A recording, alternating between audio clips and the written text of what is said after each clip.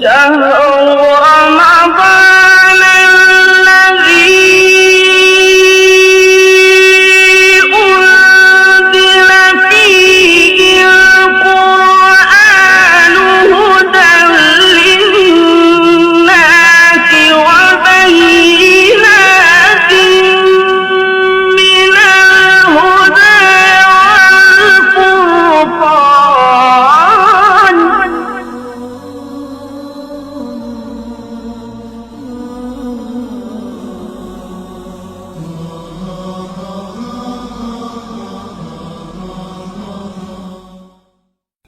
بسم اللہ الرحمن الرحیم.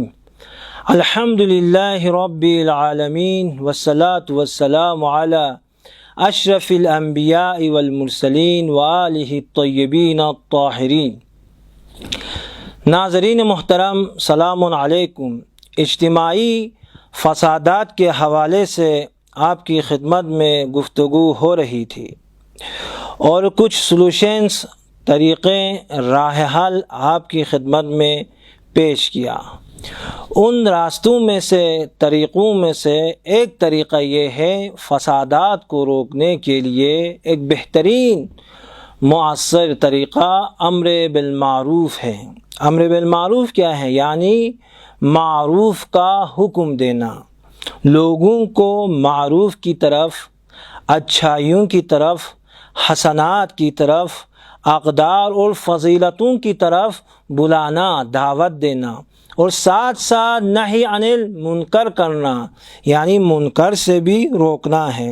جس طرح پروردگار نے اپنی لاریب کتاب میں قرآن مجید میں ارشاد فرمایا، والمؤمنون والمؤمنات بعضهم اولیاء بعض، یہ مومن مرد اور مومن عورتیں ایک دوسرے کے لیے مددگار ہے، یار و یاور ہے. ان کی صفات کیا ہے؟ یامرون بالمعروف، امر بالمعروف کرتے ہیں، وینہون عن المنکر، معروف کی طرف دعوت دیتے ہیں، نیک کاموں کی ترغیب دیتے ہیں، وینہون عن المنکر، اور منکر سے، برائی سے روک دیتے ہیں.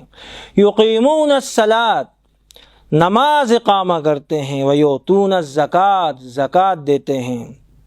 تو یہ مومنین کی خصوصیات میں سے ہے امر بالمعروف کرنا، نہی عن المنکر کرنا. لیکن ہم سمجھتے ہیں یہ امر بالمعروف چھوٹی چیزوں کے لیے ہے، درحال کہ روایات میں، آیات میں آپ دیکھیں امر بالمعروف ایک عظیم فریضہ ہے.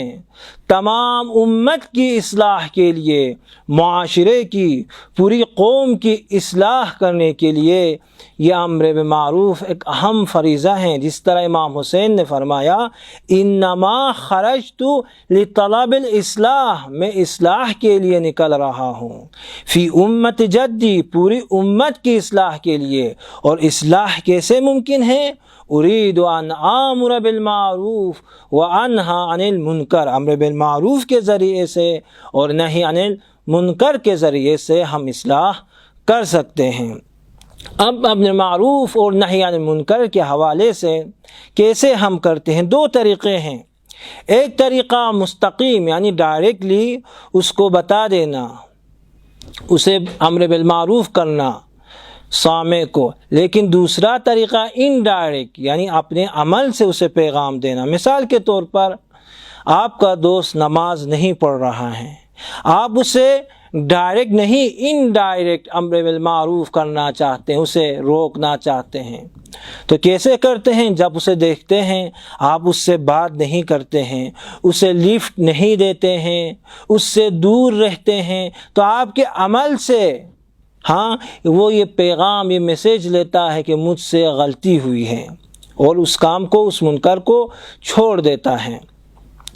امام صادق کے زمانے میں امام صادق نے جب دیکھا شکران وہ شراب پیتا ہے اور شیعوں میں سے بھی ہے، تو آپ نے امر بالمعروف کیا. کیسے؟ فرمایا، ان الحسن من کل احد حسن، نیک کام کرنا، اچھا کام کرنا، حسن، یہ حسن ہے، من کا حسن، لیکن آپ کے لیے بہتر ہے. کیوں؟